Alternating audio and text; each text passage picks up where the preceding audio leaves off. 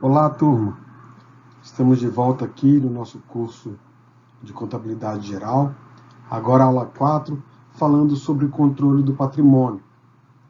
Bom, essa é uma das aulas talvez mais importantes para que vocês comecem a entender, compreender melhor as bases, os fundamentos, né, de tudo ou da forma de trabalho que a contabilidade executa, né, no seu dia a dia. Então, profissionalmente, academicamente, é uma base que vocês precisam aprender e que vão aplicar, né, na vida toda. Para que a gente tenha uma, uma, um pressuposto inicial, quando a gente fala dos objetivos de uma empresa, toda empresa, e o nosso foco aqui, obviamente, são empresas principalmente comerciais, tá? Mas a gente está falando de empresas. É bom que isso fique claro. Toda empresa ela tem dois objetivos que lhes são precípios, né? Que é obter lucro e continuar existindo. Se quando nós estávamos vendo inicialmente, né, tendo aquela introdução sobre o balanço patrimonial, uma das coisas que a gente estudou é que existem duas grandes fontes de recursos próprios, né, em qualquer que seja a entidade, que é o aporte de capital, um sócio, um acionista que está colocando, né, dinheiro na empresa, ou a retenção de lucros. Se a empresa ela quer continuar existindo, se ela quer crescer, se ela quer manter os seus ativos, né, atualizados e daí por diante, ela precisa ter uma fonte muito clara de recursos que são decorrentes das suas próprias atividades operacionais. Então, inclusive para poder pagar, né, os fornecedores de capital. Então, por isso o lucro ele é tão importante.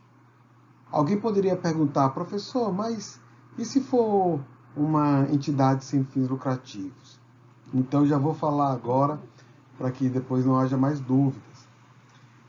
Entidade sem fim lucrativo, ela não só pode, como ela deve ter lucro. Ela deve ser superavitária. Tá? O que acontece numa entidade sem fins lucrativos é que ela não foi criada para distribuir lucro para os seus fundadores, para os seus sócios fundadores, associados fundadores. Então, mas se ela não tem lucro, se ela tem prejuízo, ela não vai existir por muito tempo, assim como qualquer outra empresa. Ah, professor, e se for uma empresa pública? Se for uma empresa pública, o que vai acontecer é o seguinte, se ela estiver dando prejuízo, o governo vai ter que colocar dinheiro. Lembra qual é a segunda forma de entrada de recurso próprio? Porque ali, toda empresa pública, ela existe para atender uma finalidade social. Então, o Estado tem o objetivo daquela empresa continuar existindo. Se o Estado não coloca recurso, a empresa pública também quebra. Tá? E, obviamente, pensem que toda empresa, ela na verdade nada mais é do que uma opção de investimento. E se eu estou investindo, eu quero que meu dinheiro seja remunerado, não apenas em um único momento, mas que ele continue sendo remunerado ao longo do tempo. Então, eu preciso que a empresa dê lucro e eu preciso que ela continue existindo. Podem haver exceções a essa regra da continuidade também, mas são exceções, tá? Não é o caso da gente agora também se adentrar muito a isso. Bom, então partindo desse pressuposto de que toda empresa quer ter lucro e quer continuar existindo, quer continuar viva, nós temos também algumas outras questões que a gente precisa entender. Por exemplo, o que são atos e fatos contábeis ou administrativos. Todos atos e fatos contábeis, eles têm por característica o fato de que eles modificam o patrimônio. Eles têm impacto sobre o patrimônio, diferentemente dos atos e fatos administrativos. Eles existem, a gente sabe, a gente reconhece, mas eles não impactam o patrimônio, então a contabilidade não vai registrá-los. Exemplo disso, um ato e fato contábil, por exemplo, uma venda de uma mercadoria. Eu tenho um aumento, né, da minha receita de vendas, eu tenho uma redução do meu estoque, então tem um impacto muito claro, né, no patrimônio, ou o pagamento da folha salarial, né, onde eu tenho uma despesa e uma saída do recurso, seja do caixa, seja da conta corrente, né? Então tudo isso a contabilidade precisa registrar. Agora, por outro lado, um fato administrativo, um ato ou um fato administrativo. Eu poderia dar para vocês como exemplo a contratação de um funcionário.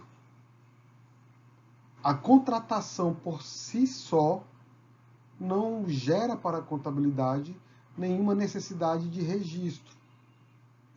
Porém, o trabalho desse funcionário vai gerar a obrigatoriedade de lhe pagar salários e demais obrigações trabalhistas, que aí sim, né, é o caso do exemplo anterior de atos e fatos contábeis.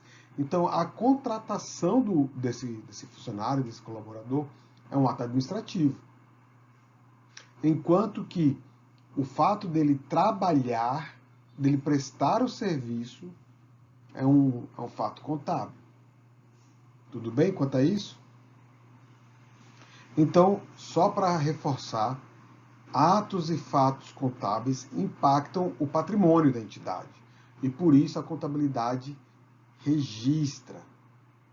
Os atos e fatos administrativos, a gente sabe que eles existem, mas eles não trazem impacto sobre o patrimônio.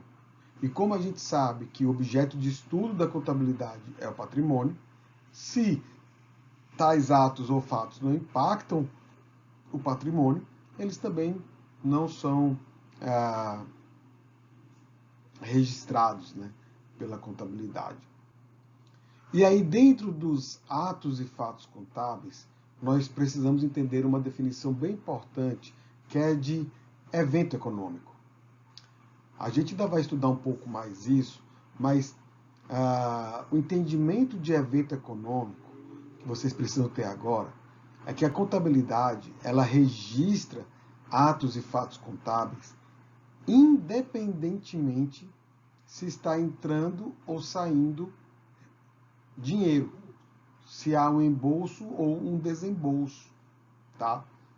Então, se houve uma transação econômica, um fato econômico que é mensurável, que eu consigo atribuir valor a ele, e ele tem impacto sobre o patrimônio, então ele vai ser reconhecido na contabilidade, mesmo que não haja ainda o pagamento. Por exemplo, a gente estava falando de folha de pagamento. O funcionário trabalha o mês inteirinho e só recebe o salário no mês seguinte. Mas no mês que ele trabalha, eu já reconheço que houve aquela despesa. No mês seguinte haverá o pagamento. Então eu tenho um evento econômico, que foi o labor, né, o trabalho deste colaborador. Tá certo?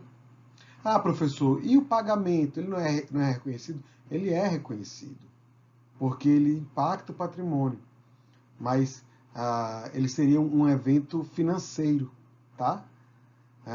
Que também é subentendido como algo que a contabilidade registra, reconhece e dá evidência, dá publicização sobre isso, tá bom? Então existem duas formas que a gente poderia falar de se controlar o patrimônio. A primeira dela é transformar todos os elementos patrimoniais em moeda. Então, um carro ou 3 carros, eles não estão na contabilidade, nos relatórios contábeis, eles estão, mas não nos relatórios que são divulgados, pela sua quantidade, e sim pelo valor histórico dele, pelo valor original deles agregado. Como assim? Vamos dizer que um veículo custa 30 mil, vale 30 mil, né? O outro 40 mil e o outro 50 mil. Então, ao invés de falar que a empresa tem 3 carros, os relatórios contábeis dizem que a empresa tem carros, tem veículos no valor total de 120 mil. Tá certo? Bom, vou apagar isso aqui. Continuando, ao transformar todos os elementos patrimoniais em moeda, eu consigo colocar eles em uma linguagem informacional que permita que haja comparação. Porque se a gente tivesse 3 carros, 2 empréstimos, 5 compras, é muito pouco, é muito superficial para que um usuário, né, da contabilidade consiga ter uma percepção adequada do patrimônio daquela entidade. Então, a primeira forma de controlar o patrimônio é atribuir valor a todo e cada elemento patrimonial. A segunda forma de controle é registrar cada transação. Então, não pode ficar nada de fora. Pode ser a despesa do Uber, pode ser a compra de um prédio, pode ser a transferência de uma conta corrente para outra, o saque de um dinheiro, o pagamento de uma despesa notorial, né, um reconhecimento de firma, a compra de chiclete, balinha, sei lá, para recepção da empresa. Tudo isso a contabilidade reconhece. Todas as transações que impactam o patrimônio, por menor que seja, devem ser reconhecidas. Tá joia? Bom, então para a gente entender como é que funciona essa dinâmica patrimonial, a gente vai estudar agora, vamos, né, analisar alguns fatos contábeis e entender como que eles vão impactar, então, o patrimônio. Vamos nessa? Vejam só. O primeiro fato. Houve o aporte do capital inicial em dinheiro. Aporte é, eu estou colocando, estou investindo dinheiro, né? Investindo recursos no valor de 300. Bom, se existe o aporte desse capital inicial, isso é recurso próprio. Então vejam, no momento zero não existia empresa, estava tudo aqui, ó, zerado. Tá vendo? No momento seguinte, aconteceu esse primeiro fato. Então eu tenho um PL de 300, que é o capital social. E percebam, aqui está passivo, mas é passivo e PL, né? Está aqui PL, tá? Aqui é só o nomezinho da conta, aqui é o grupo. Passivo mais patrimônio líquido. E esse recurso, ele entrou em dinheiro. Se entrou em dinheiro, ele veio para o caixa. Então, quando eu olho para o total do meu ativo, total do meu passivo, tenho 300 em cada um. Meu balanço está fechando, meu balanço está batendo. Tudo bem? Mas vamos agora para um segundo momento. A gente tinha parado aqui, no momento 1, no momento de abertura da empresa, ela foi aberta com R$300 que foram investidos em espécie, em dinheiro. Agora tem o segundo fato. Esse capital que está aqui, ó, PL, ele foi aumentado. Só que dessa vez não foi em dinheiro. Foi cedido, né? Foi investido na empresa. Um prédio no valor de 200 e um terreno no valor de 50. Então, a empresa tem um caixa de 300, estão vendo aqui? Um caixa de 300. O prédio que ela recebeu agora, no valor de 200, e o terreno no valor de 50. Obviamente que o ativo agora, ó, não é mais 300, e sim tem o valor de 550. E no passivo mais PL, foi aumento de capital. Esse capital inicial é o capital próprio, é patrimônio líquido. Então, esses mesmos 250, eles são adicionados aqui. Estão vendo? Logo, total do passivo mais PL também é de 550. Tudo vai caminhando muito bem. Indo um pouco mais em frente, nós temos agora o terceiro fato, que é um depósito bancário no valor de 280. De onde vem esse depósito? Olha aqui, momento 2. Tinha 300 no caixa. Então, sai do caixa para, no momento 3, ir para banco. Olha aqui, ó, caixa agora não tem mais 300. Caixa só tem 20. E lá na conta corrente tem o valor de 280. E nada mudou aqui. Prédio, não mudou terreno e não mudou o saldo total do ativo, muito menos passivo e patrimônio líquido. Tá?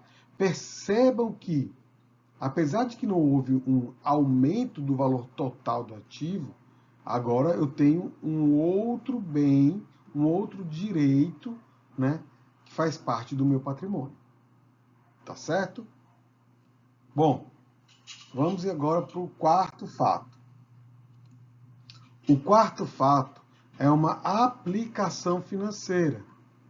A empresa não estava com dinheiro no banco? Olha aqui, 280 no banco.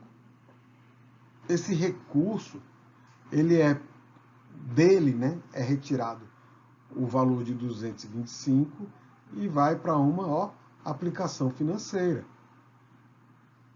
Perceba que agora eu tenho um outro direito.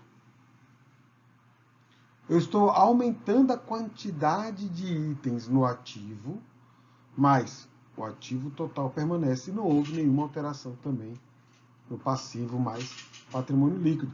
O balanço está batendo, está bonitinho, nada mudou, além dos saldos das contas, né?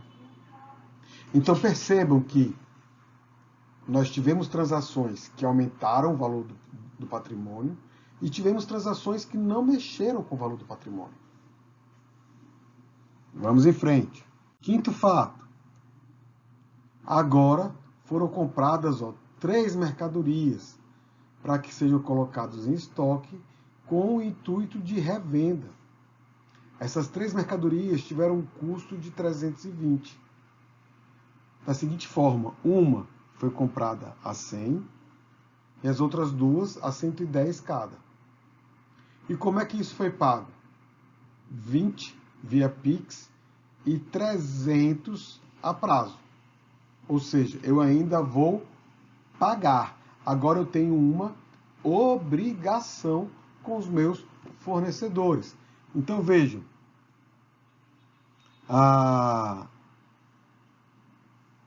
o banco que tinha ficado só com R$55 na conta, como eu paguei 20, olha aqui, ó, ele foi para R$35. Saiu R$20 da minha conta porque eu paguei. E também, olha aqui, ó, a minha obrigação de pagar a compra que eu fiz junto aos meus fornecedores, minha compra a prazo. Então, os 20 que saíram daqui de banco, com os 300 aqui que surgiram agora em fornecedores, totalizam, né, o 320 da compra. Mas vejam quem foi que surgiu aqui, ó. Não tinha ninguém. Agora existe quem? Estoques. Justamente no valor de 320. E reparem uma outra coisa. O 20 que saiu de banco e veio para estoques não mudou em nada o valor total do meu patrimônio.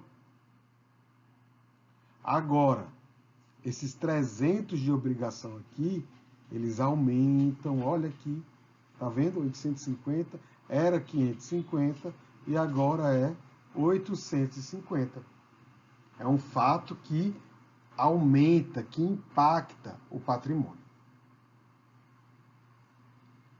Então percebam como que o patrimônio está sendo alterado à medida que as coisas acontecem, né, naturalmente, corriqueiramente, dentro dessa nossa empresa exemplo. Né? Vamos em frente, mais um fato. Haviam funcionários lá trabalhando e agora eu tive que pagar o salário deles. Então, eu paguei esse salário aqui com dinheiro, em espécie. Ó. Eu tinha 20 no caixa e agora só tenho 7. E esse pagamento de salário é uma despesa, ele diminui o patrimônio da entidade.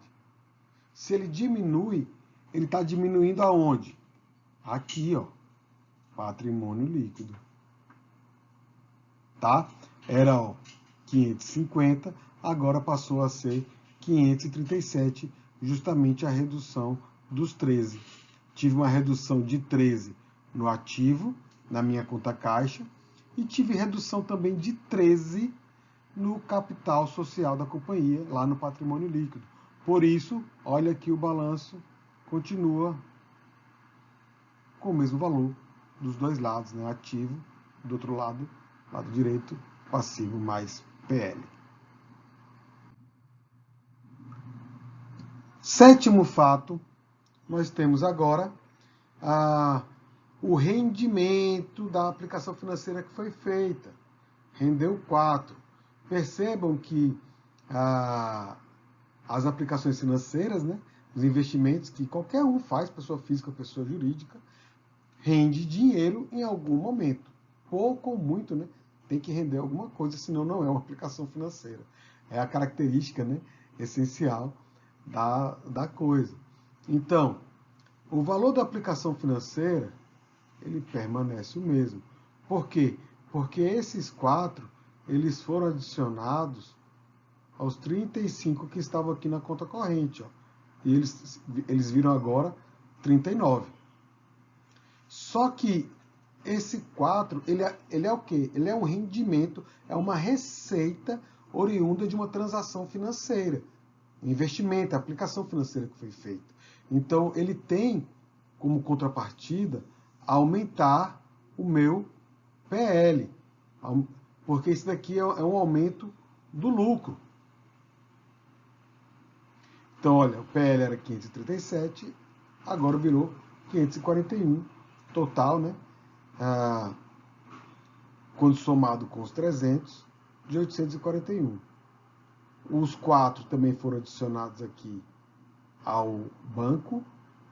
E então, o total do ativo também aumenta, também totalizando 841.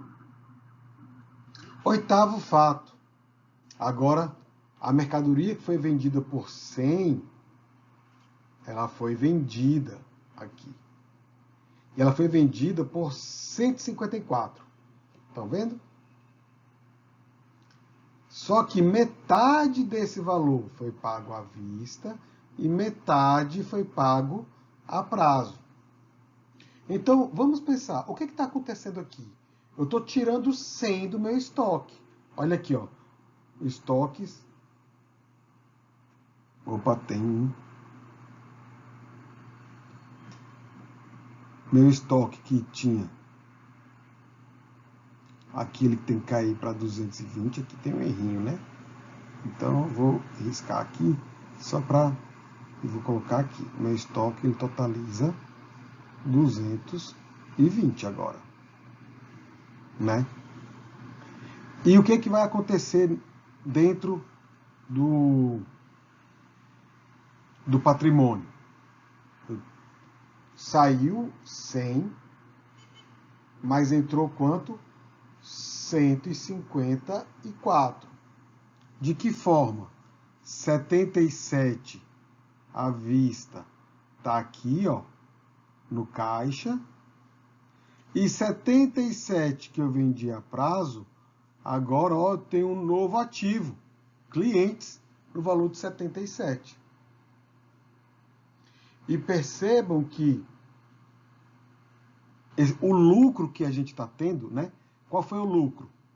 154 menos 100, um lucro de 54. Olha para onde ele veio, 595, tá? Era 541, agora virou 595. Por ter tido lucro, por ter aumentado o patrimônio, agora vejam, valor total do ativo, valor total passivo mais PL, aumentaram e totalizam 895. Estão vendo como que o patrimônio ele vai mudando? Às vezes ele muda só a sua configuração sem mudar o valor total, outras vezes muda o valor total sem mudar a configuração, e há momentos em que muda tudo. Bom, então nós temos as nomenclaturas para esses casos. Nós temos fatos contábeis que são permutativos. Por exemplo, quando pega o dinheiro que está no caixa e deposita em banco, em uma conta corrente bancária. Não mudou em nada o patrimônio líquido. Foi apenas uma mudança da estrutura do patrimônio. Mas o tamanho do patrimônio é o mesmo. Então esses fatos, eles são chamados de fatos permutativos. Temos também os fatos modificativos. Por exemplo, quando a gente pagou o salário do funcionário. Diminuiu caixa, mas também diminuiu patrimônio líquido. Diminuindo os dois, eu tenho o fato que é modificativo. E eu tenho fatos que são mistos.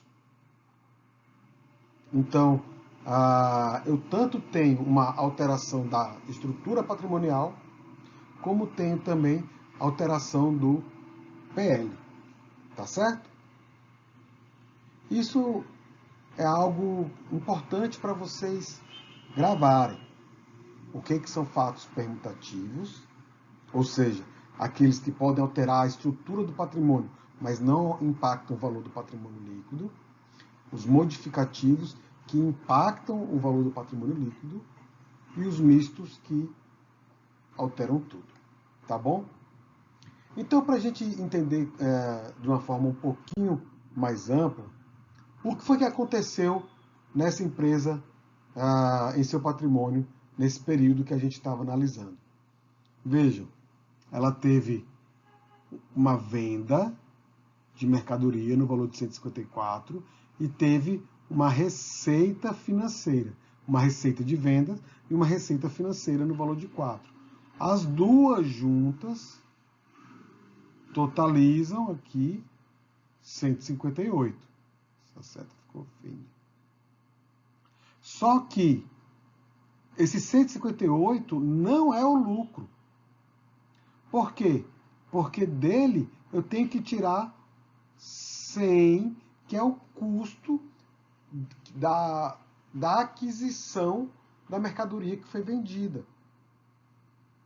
E eu também tive que pagar salários para que, né, eu possa ter colaboradores aqui trabalhando na companhia, possa atender meus clientes, possa conseguir vender mercadorias, enquanto eu, como dono proprietário, cuido da gestão do negócio.